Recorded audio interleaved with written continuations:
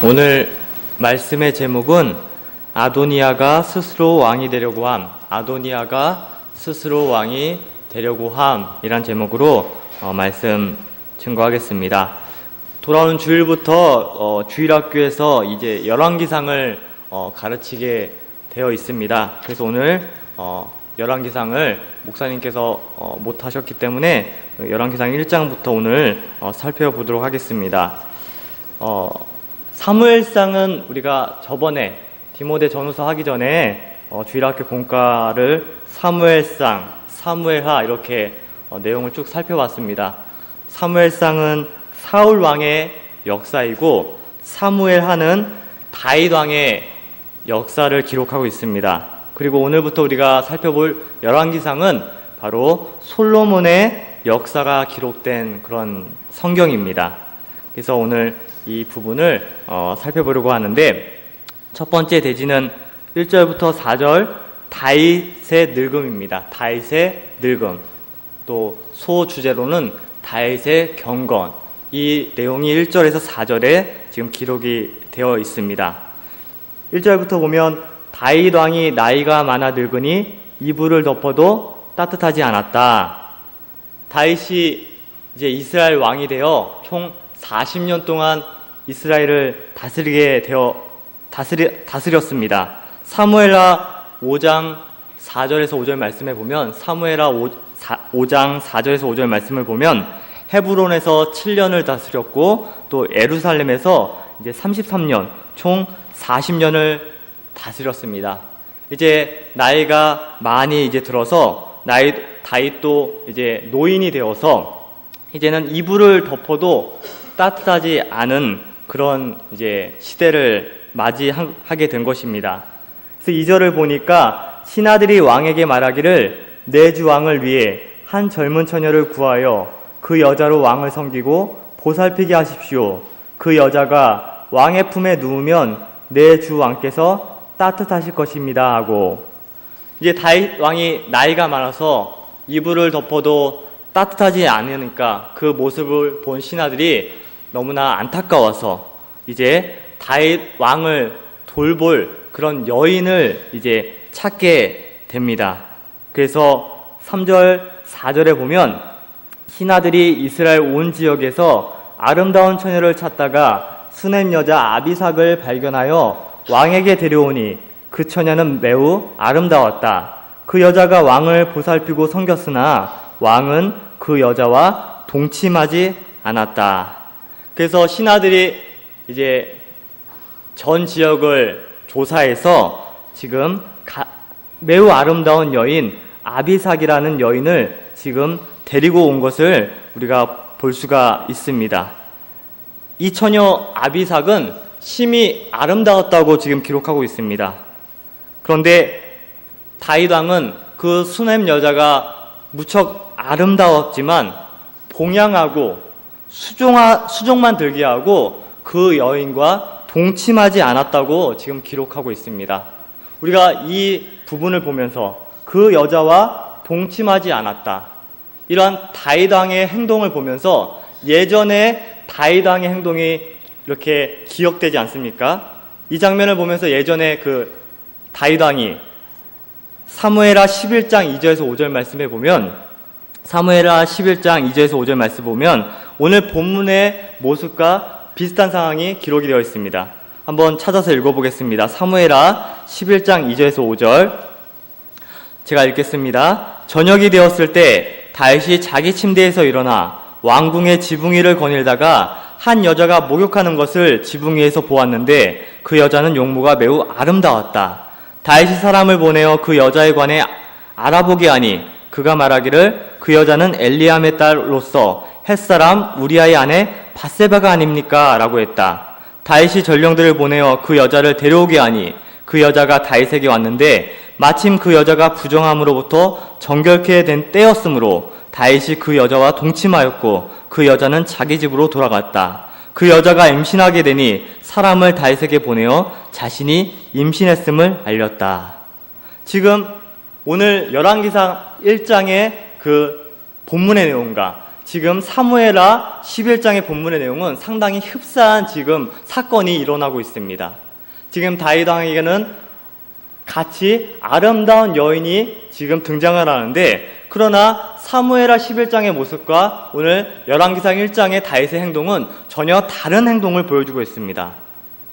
다윗은 오늘 본문의 열왕기상 1장에서는 이미 이성 문제에 관해서 초월한 것을 보여주고 있는 것입니다.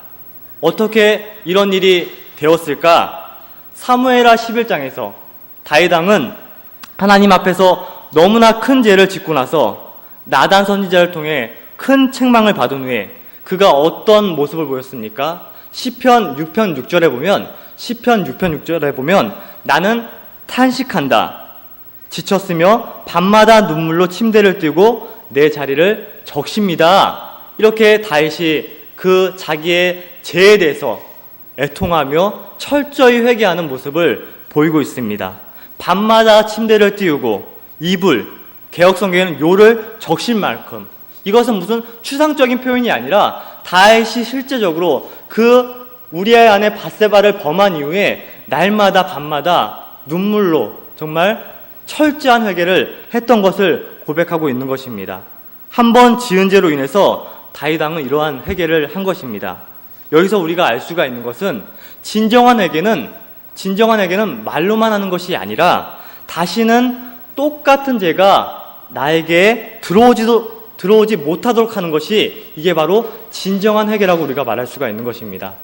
진정한 회개란 무엇이라고요? 다시는 똑같은 죄를 다시는 내가 범하지 않고 나에게 들어오지 못하도록 하는 것, 이러한 모습이 되었을 때 바로 우리가 진정한 회개를 했다고 말할 수가 있는 것입니다. 그러나 여전히 똑같은 죄에 내 자신이, 내 심령이, 내 마음이 노출되고 있다면 그것은 진정한 회개라고 말할 수 없는 것입니다. 오늘 다윗은 바로 진정한 회개, 철저한 회개를 하기 때문에 젊은 여자 아비삭이 자기 옆에 있었지만, 그런 여자가 시중을 들게 하였지만 다시는 그 죄에 빠지지 않고 믿음을 잘 지켰던 것입니다. 다윗이 그 여인, 그 젊은 여자 아비삭을 맨 처음에 보았을 때 어떤 생각이 들었을까? 한번 상상을 해봤는데 아마도 다윗은 밧세바가 생각이 났을 것입니다. 내가 우리아의 아내 밧세바를 범해서 얼마나 하나님의 영광을 가리웠는가, 내가 그 일로 인해 얼마나 하나님의 구원사역에 손해를 주었는가, 침통하게 여기며 삼가 조심했을 것입니다. 또 회개했을 것입니다. 내 자신의 죄는 이처럼 단순한 문제가 아닌 것을 우리가 기억을 해야 됩니다. 내 자신의 죄, 내가 매일 짓는 이 죄는 하나님의 영광과 하나님의 구원사역과 아주 밀접하게 연결이 되어 있습니다. 그래서 우리가 내 죄를 단순하게 생각해서는 안 돼요. 아, 오늘도 내가 또 죄를 지었구나. 우리가 보통 그러잖아요. 근데 이렇게 우리가 단순하게 생각할 부분이 아니라는 것을 우리가 마음 깊숙이 기억을 해야 되겠습니다. 다윗은 그것을 알았기 때문에 아까 시편 6절의 말씀처럼 그러한 철저한 회개, 눈물로 애통하는 회개를 그가 매일 밤마다 했던 것입니다. 우리들도 내 자신의 죄 앞에 이 노년의 다윗의 마음을 늘 가져야 하겠습니다. 그렇다면 여러분, 죄의 정의가 무엇일까요? 죄의 정의. 우리가 아이들에게 가르쳐야 되니까. 죄의 정의란 무엇이죠? 하나님의 말씀을 어기는 것과 순종함에 부족한 것. 다시요. 죄가 무엇이다? 하나님의 말씀을 어기는 것과 순종함에 부족한 것. 우리가 이 죄의 정의를 확실히 알아야 되겠습니다. 왜냐하면 우리는 내 자신에게 너무 관대한 부분이 있습니다. 내가 어느 정도는 믿음을 지키고 있지, 내가 이 정도 하고 있으니까 나는 신앙생활 잘하고 있지, 우리가 아니란 생각으로 믿음 생활할 때가 너무나도 많은 것 같아요. 하지만 죄의 정의를 우리가 생각해 봤을 때는 절대 그렇지 않습니다. 사실 우리가 하나님 말씀 어기는 것, 이거 죄지, 누구나 인정을 합니다.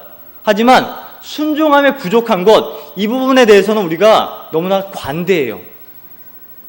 우리가 하나님 보시기에 완전한 순종을 했을 때 그것이 죄가 아닌 것입니다. 저와 여러분은 사실 이 후자에서는 많이 부족한 부분을 인정할 수밖에 없습니다. 우리가 부족함이 많은데 우리가 이것을 아이들에게 가르쳐야 돼요. 내가 주일날 와서 예배 1시간 드리면 주일 온전히 지켰지. 사실 그게 아니잖아요.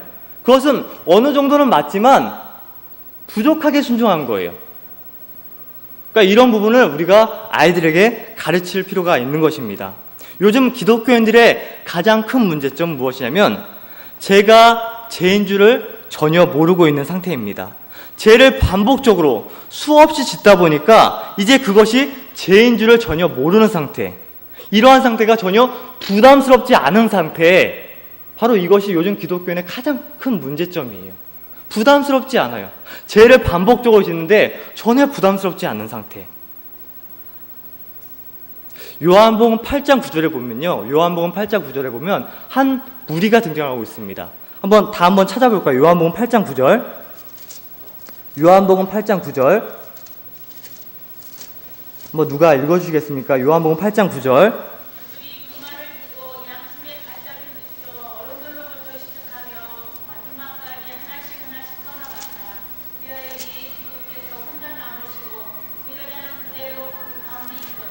예, 지금 이 내용을 우리가 다 잘 알고 있습니다. 간음한 여자를 지금 사람들이 돌로 쳐 죽이려고 할 때 예수님께서 등장하셔서 양심의 가책을 느끼지 않고 이 여인을 돌로 쳐 죽일 수 있는 사람은 돌로 치라고 했을 때 그들이 양심의 가책을 느껴 어른들로부터 시작하여 마지막까지 하나씩 다 떠나갔다. 나중에 다 떠나갔어요. 이 부류의 사람들, 사실 우리가 좋게 생각하지 않는 사람들입니다. 그렇잖아요? 그런데 저는 이 오늘 본문의 말씀에 입각해서 이 사람들을 보니까 그래도 이 사람들은 좀 나은 사람들이라고 생각이 들었어요. 이들은 그래도 양심의 가책을 느껴서 내가 죄인이구나. 내가 저 가늠한 여인을 돌로 쳐 죽일 수 있는 그런 자격이 없는 사람이구나. 나도 저 여인과 같은 죄를 범한 사람이구나. 그런 양심의 가책을 이 부류의 사람들이 느끼고 하나하나 떠나가고 있습니다. 그러나 제가 방금 전에 얘기한 것처럼 요즘 기독교인들의 가장 큰 문제점은 무엇이냐면 제가 죄인 줄 전혀 모르고 죄를 반복적으로 지으면서도 양심의 가책을 전혀 느끼지 않고 그것이 전혀 부담스럽지 않은 상태, 전혀 문제가 느껴지지 않는 상태, 이러한 상태가 되어버렸다는 것입니다. 이런 요한복음 8장 9절에 이런 부류의 사람들이 있는가 하면, 양심의 가책을 느껴서 떠나가는 사람이 있는가 하면 어떤 사람이 또 있느냐면 고린도전서 8장 7절의 말씀 한번 볼까요? 고린도전서 8장 7절. 고린도전서 8장 7절 말씀도 한번 읽어주시겠습니까?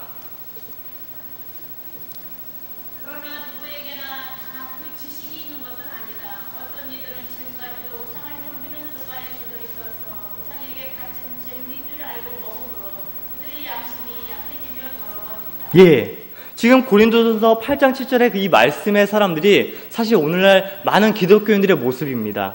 다시 한번 8장 7절의 말씀을 보면 우상을 섬기는 습관에 젖어 있어서, 죄를 짓는 습관에 젖어 있어서 우상에게 바친 제물인 줄 알고 있으면서도 먹고, 계속 먹다 보니까, 계속 죄를 짓다 보니까 습관적으로 그들의 양심이 점점 약해지면서 더러워진다. 이게 오늘날 많은 기독교인의 모습 아니겠습니까? 양심의 기능이 점점 상실되어져 가고 있는 상태인 것입니다. 디모데전서 1장 9절의 말씀에도, 디모데전서 1장 19절의 말씀에도 믿음과 선한 양심을 가져라. 어떤 이들은 선한 양심을 버리고 그 믿음에 관하여서는 파선하였다. 믿음이 파선이 되어서 선한 양심을 버려서 죄에 무뎌져서 오늘날 많은 기독교인들의 상태가 이와 같이 돼버린 것입니다. 제가 요즘에 되게 가슴 아픈 일이 있는데, 이제 젊은 학생들은 이제 인터넷을 많이 사용하잖아요. 그러면 본인들의 이런 모습을, 일상생활을 사진으로 올려요. 내가 오늘 무슨 일을 했고 어떤 친구들을 만났고. 제가 그런 사진들을 보면서 이제 제가 가르치는 학생들이니까 요즘 어떤 생각을 갖고 사고를 갖고 있나 궁금해서 이런 것들을 매일매일 살펴봅니다. 근데 늘 안타깝고 너무나 마음이 아파요. 아마 여러분도 부모님의 입장에 위치해 계시기 때문에 같은 마음이실 건데, 그네들이 어떤 사진들을 올리냐면 이제 친구들을 만나서 술을 마시고, 그런 사진들을 아주 자연스럽게 아무 생각 없이 이렇게 올려고 이렇게 글을 쓰는 것을 볼 때마다 너무나 마음이 아프더라고요. 물론 제 자신이 얼마나 부족했으면 그럴까 그렇게 회개도 하지만 지금 시대가 그런 시대가 돼버렸습니다. 죄인 줄도 모르고 그것에 대해서 무감각해진 상태에, 이것이 오늘날 우리들의 현 주소라고 고백할 수밖에 없습니다. 우리 상대원교회 성도님들께서는 이런 자신의 죄 앞에서 다윗왕과 같이 철저한 회개, 진정한 회개를 하셔서 다시는 동일한 죄를 범하지 마시고 정말 그 죄를 피 흘리기까지 철저히 싸우시는 하나님 앞에서 경건한 성도님들 다 되시기를 간절히 소망하겠습니다. 이처럼 다윗은 철저한 회개를 했기 때문에 신하들이 물론 선한 의도로 젊은 여자 아비삭을 붙여 시중을 들게 하였지만 다윗은 거기서 믿음을 잘 지키고 동침하지 않았던 것입니다. 다시 본문을 도와서 두 번째 대지는 5절에서 10절 말씀인데, 5절에서 10절, 아도니아가 스스로 왕이 되려고 함. 아도니아가 스스로 왕이 되려고 함. 이제 다윗의 왕의 나이가 연로하다 보니까 이제 그 후계자 문제가 이제 일어나기 시작한 것 같습니다. 특별히 오늘 본문에서는 이제 그 다윗의 아들 중에 아도니아가 등장을 하는데, 5절 말씀에 보면 핫깃의 아들 아도니아가 스스로 높여 말하기를 내가 왕이 될 것이다 하고 병거와 기마병과 호위병 50명을 준비하였다. 지금 핫깃의 아들 아도니아가 등장하고 있습니다. 이 핫깃은 다윗의 아내 중 하나였었는데, 이 아도니아는 다윗의 넷째 아들로서 그 바로 위의 형 압살롬이 죽은 다음에는 서열상으로는 아도니아가 그 다음에 왕위에 오를 수 있는 그런 서열이었어요. 그런데 오늘 본문에서 그가 스스로 말하기를 내가 왕이 될 것이다, 이렇게 왕이 될 생각을 지금 하고 있습니다. 6절에 보면 아도니아는 압살롬 다음에 태어난 자이며 용모가 매우 준수하였고 그의 아버지가 평생 동안 그를 꾸짖어 내가 어찌하여 이같이 행하였느냐 말한 적이 없었다. 아도니아는 용모가 매우 준수했던 것 같습니다. 또 그의 아버지가 평생 동안 아도니아를 한 번도 꾸짖을 필요가 없을 정도로 그는 아버지에게 인정받는 그러한 아들이었습니다. 그러나 이러한 부분이 아도니아에게 스스로에게 매우 독이 되었습니다. 좋지 못한 결과를 가져오게 됐습니다. 사실 벼는 익을수록 뭐라고 하죠? 고개를 숙인다는 속담이 있는데 아도니아는 그러지 못했습니다. 아도니아가 물론 얼굴도 잘생기고 또 아버지 다윗에게 책망을 한 번도 받지 않을 정도였으니 그가 얼마나 실력이 좋았겠습니까? 왕이 될 만한 실력을 그가 갖고 있었던 것은 분명합니다. 그러나 이런 부분이 아도니아를 오만불손하게 만들고 교만하게 만들었던 것입니다. 성경의 여러 군데를 보면요, 성경에 수없이 기록되어 있는 것이 하나님께서는 교만한 자들을 대적하신다는 말씀이 수없이 기록이 되어 있습니다. 야고보서 4장 6절 말씀 한번 찾아볼까요? 야고보서 4장 6절. 야고보서 4장 6절 한번 읽어주시겠습니까? 그러나 하나님께서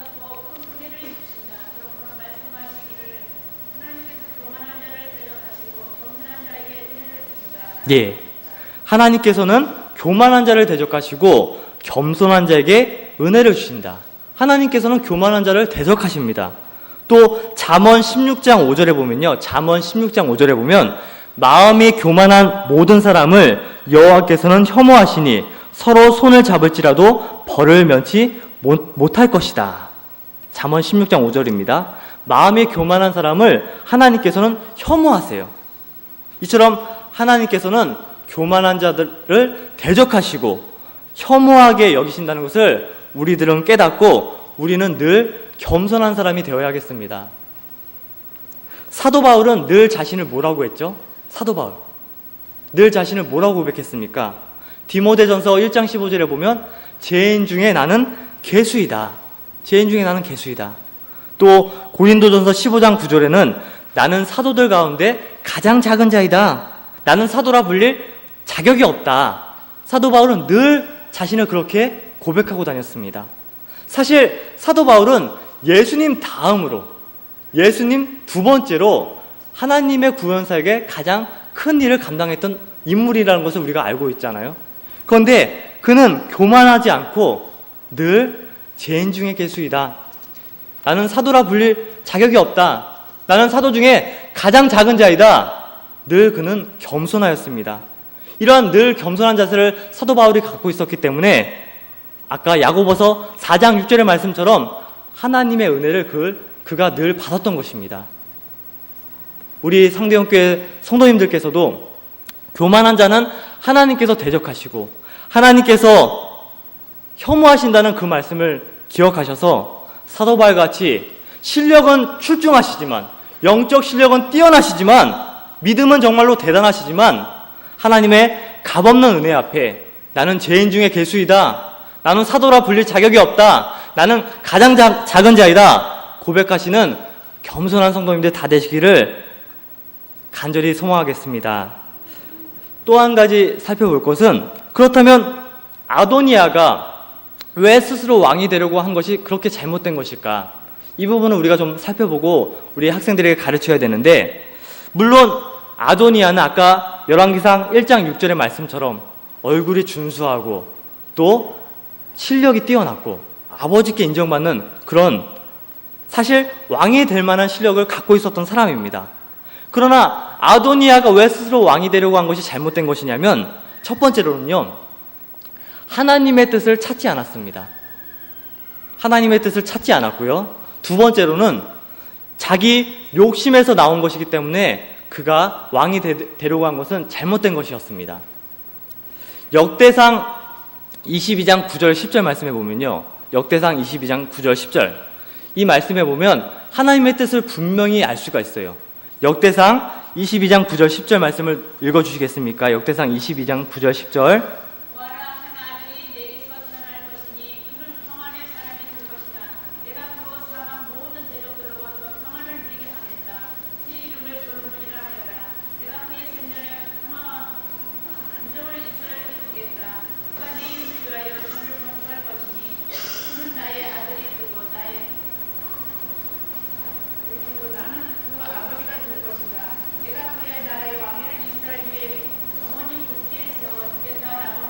예, 분명히 하나님께서는 다윗에게 솔로몬을 다윗 왕 후대 왕으로 세우겠다고 약속해 주셨습니다.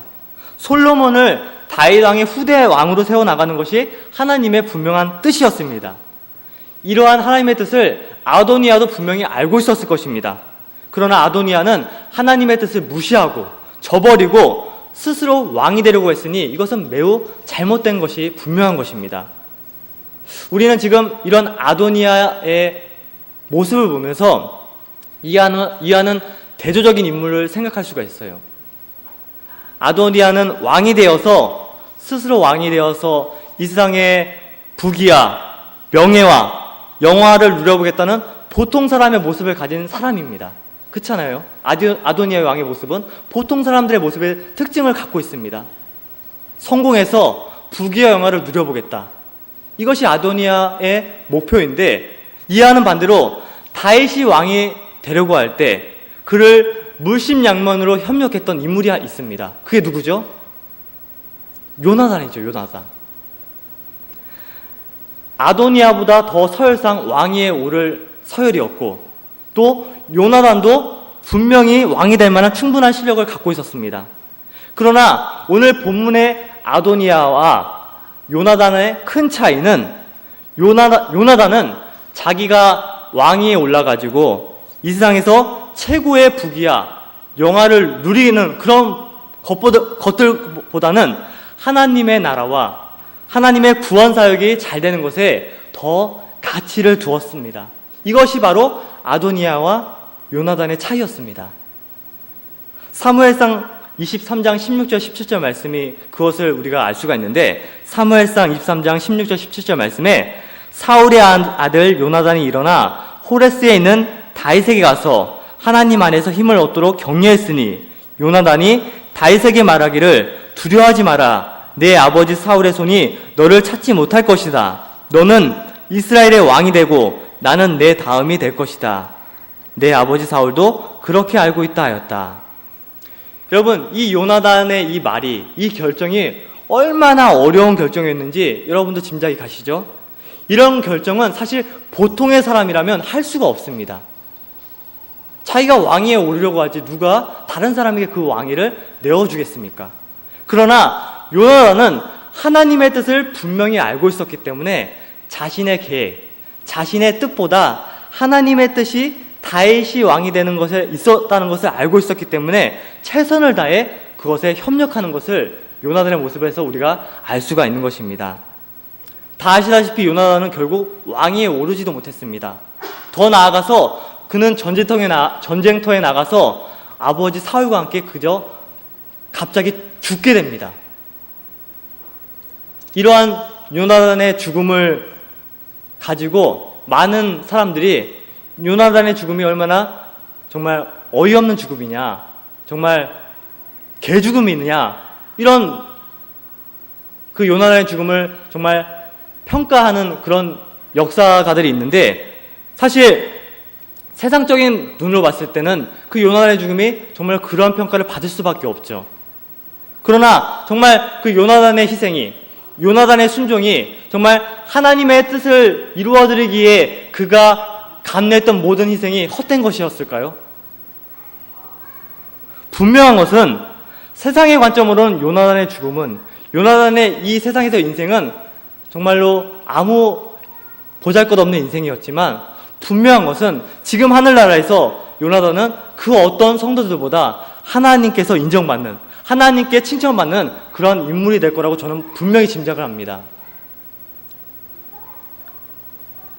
요나단은 분명히 세상에서 세상 사람들이 부러워하는 복, 세상 사람들이 부러워하는 성공은 절대 누리지 못했지만, 세상에서 그렇게 비참하게 죽었지만 하나님 나라를 위해 모든 것을 바쳤기 때문에 지금 천국에서 가장 큰 상급, 가장 귀한 복을 그 어떤 성도들보다 누리고 있을 것입니다. 저는요, 우리 성도님들께서 이 요나단이 받은 복을 꼭 부러워하셨으면 좋겠어요. 비록 이 세상에서는 남들을 다 갖고 있는 것 나는 하나도 없을지라도, 남들이 가진 건강 나는 없을지라도 요나단이 받았던 이 하늘나라의 복을 정말로 부러워하시고 그것을 나도 꼭 받고 싶다, 그것을 소망하시는 그런 우리 성도님들이 다 되셨으면 좋겠습니다. 아도니아처럼 이 세상의 헛된 욕심, 그 헛된 욕심으로 인해 누리는 성공을 부러워하지 마시고 요나단처럼 하나님 나라에서 영광스럽게 사는 것에 가장 고귀한 가치를 두시는 지혜로운 성도님들 다 되시기를 바랍니다. 세 번째 대지는 아도니아의 모의 사실이 다윗에게 보고됨. 아도니아의 모의 사실이 다윗에게 보고됨입니다. 11절에서 27절 말씀인데, 이제 11절 말씀부터 나단 선지자가 등장하는데, 나단 선지자는 다 아시잖아요. 예전에 다윗이 범죄를 했을 때, 우리아 안에 밧세바를 범했을 때 나단 선지자가 하나님의 명령을 받고 다윗에게 나와 그 죄를 책망한 인물입니다. 그래서 그때 다윗이 그 나단 선지자의 책망을 받고 회개하고 거꾸러지는 것을 우리가 알고 있습니다. 지금 그 나단 선지자가 지금 바로 오늘 본문에서도 등장하고 있습니다.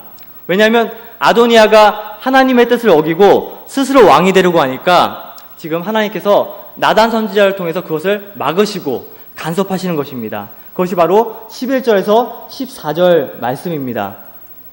한번 읽어보겠습니다. 그때 나단이 솔로몬의 어머니 밧세바에게 말했다. 당신은 핫깃의 아들 아도니아가 왕이 되었다는 말을 듣지 못하였습니까? 우리의 주 다윗도 그것을 알지 못합니다. 이제 제가 당신께 한 계책을 내겠으니 당신의 생명과 당신의 아들 솔로몬의 생명을 구원하도록 하십시오. 당신은 바로 다윗 왕께 가서 내 주 왕이시여 전에 왕께서 여종에게 맹세하여 내 아들 솔로몬이 내 뒤를 이어 왕이 되어 왕의 보좌에 앉을 것이라고 말씀하지 않으셨습니까? 그런데 어찌하여 아도니아가 왕이 되었습니까? 라고 말하십시오. 그러면 당신이 거기서 왕과 말씀하는 동안에 제가 뒤따라 들어가 당신의 말을 확증하겠습니다. 지금 나단 선지자가 밧세바에게 지금 하나의 계책을 말해주고 있는 것입니다. 아까도 읽어보았지만 하나님의 뜻은 분명히 솔로몬이 다윗 왕의 후대 왕이 되는 것임을 우리가 살펴보았습니다. 그런데 아도니아가 지금 스스로 왕이 되면 하나님의 뜻이 이루어지지 않으니까 지금 나단이 하나님의 인도를 받아서 하나님의 말씀대로 하나님께서 세우시는 왕을 지금 추진하는 지금 역사를 지금 이루어 나가는 것입니다. 이처럼 하나님의 말씀에 인도함을 받지 않고 기도하지 않고 나아가면 아무리 인간들이 무엇을 하려고 한다 해도 그것은 다 어둠의 일이 될 수밖에 없음을 우리가 알아야 됩니다. 하나님께서는 지금 아도니아가 자신의 스스로 왕이 되려고 하고 인간들 스스로 왕이 되려고 모의를 하니까 그것을 당연히 가만히 있을 수 없기 때문에 나단 선지자를 개입하셔서 지금 이를 제대로 이루어 가기 위해서 지금 역사하고 계시는 것입니다. 그러므로 저희들도 마찬가지입니다. 우리가 무엇을 하려고 할 때 과연 이것이 하나님의 뜻인가? 성경이 무엇을 말하는가? 과연 하나님께서 이것을 기뻐하신가 아닌가를 분명히 물어보면서 우리가 나가야 하는 것이 매우 중요한 것입니다.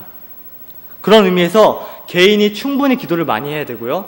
또 주님의 종을 통해서 하나님의 말씀을 많이 들어야 되고 또 오늘 본문의 말씀처럼 나단 선지자에게 나아가 물어봐야 하는 것도 필요합니다. 지금 아도니아의 실수는 무엇이었냐면 나단 선지자를 철저히 배제하고 있습니다. 그 열왕기상 1장 7절에서 9절 말씀에 보면 지금 아도니아가 스스로 왕이 되려고 많은 사람들을 지금 모으고 있습니다.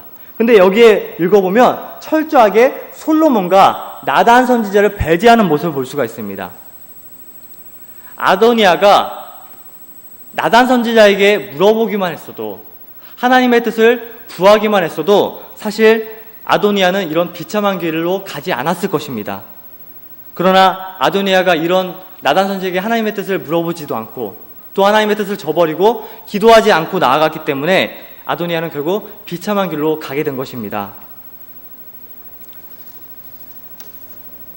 우리가 이러한 부분에서 알 수 있는 것은 사람이 하나님의 뜻을 저버리고 기도하지 않으면서 세우는 계획은 아무리 그 계획을 잘 세우고 아무리 스스로 노력을 많이 해도 뭐 좋은 방법, 많은 것을 강구해도 결국에는 그것은 실패로 돌아간다는 것입니다. 이것을 우리 학생들에게 또 우리 자녀들에게 분명히 가르쳐 주어야 하겠습니다. 우리 여기 부모님들 많이 계시고 반사님들 많이 앉아 계시는데 우리가 이 두 가지를 꼭 가르쳐 줘야 되겠습니다. 하나님의 뜻이 아니면 성공하지 못한다. 첫 번째로 하나님의 뜻이 아니면 절대 성공하지 못한다. 이것을 꼭 가르쳐 주시고 하나님이 도와주지 않으면 성공하지 못한다. 아도니아는 스스로 하나님의 뜻을 거역하고 나아가기 때문에 성공하지 못했습니다. 또 하나님께 기도하지 않고 나아갔기 때문에 당연히 하나님의 뜻이 아니기 때문에 하나님께서는 도와주시지 않으십니다. 그렇기 때문에 당연히 성공할 수 없는 것입니다. 이 진리를 우리 학생들과 또 자녀들에게 분명하게 가르쳐 주세요. 요즘 학생들과 젊은이들은 이것을 알지 못합니다. 요즘 우리 자녀들과 젊은이들이 얼마나 바쁩니까? 교회 젊은이들이 없어요. 너무나 바빠요. 주일날 학원 가고 직장 나가고 돈 벌러 가고 성공의 길로 나아가고 있어요. 성공의 눈으로 봤을 때는 그들은 정말 출세하고 있습니다. 맞죠? 그러나 영적인 눈으로 봤을 때 절대 그것은 성공의 길이 아니에요. 그들의 길은 마치 노아 식구 8명 외의 사람들이었어요.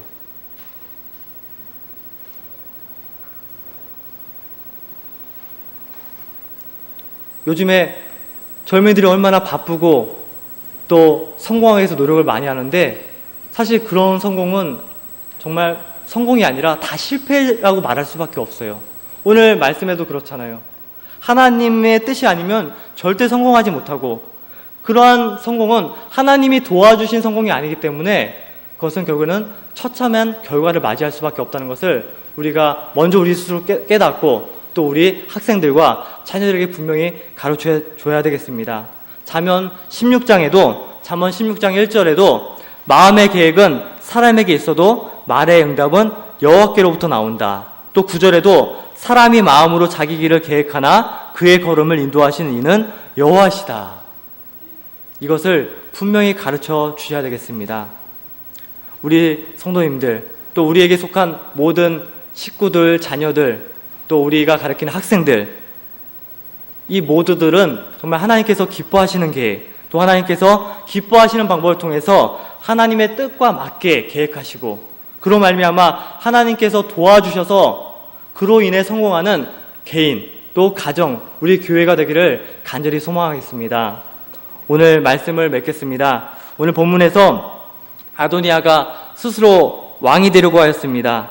이 아도니아의 교만과 정말 하나님의 뜻을 무시하고 나아감으로 큰 실패를 맛본 이 아도니아의 이 교훈을 우리가 반면교사 삼으시고, 우리 성도님들께서는 정말 다윗 왕의 경건과 정말 다윗 왕이 얼마나 그 죄를 미워하고 피 흘리기까지 싸웠는지, 그러한 다윗 왕의 경건함을 정신을 잘 계승하셔서 하나님의 뜻을 잘 이루어드리는 그런 겸손한 성도님들 다 되셔서 요나단이 받았던 그 귀한 복을 다 하나님 나라에서 받아 누리시는 귀한 성도님들 다 되시기를 진심으로 바라겠습니다. 예, 잠깐 기도하겠습니다.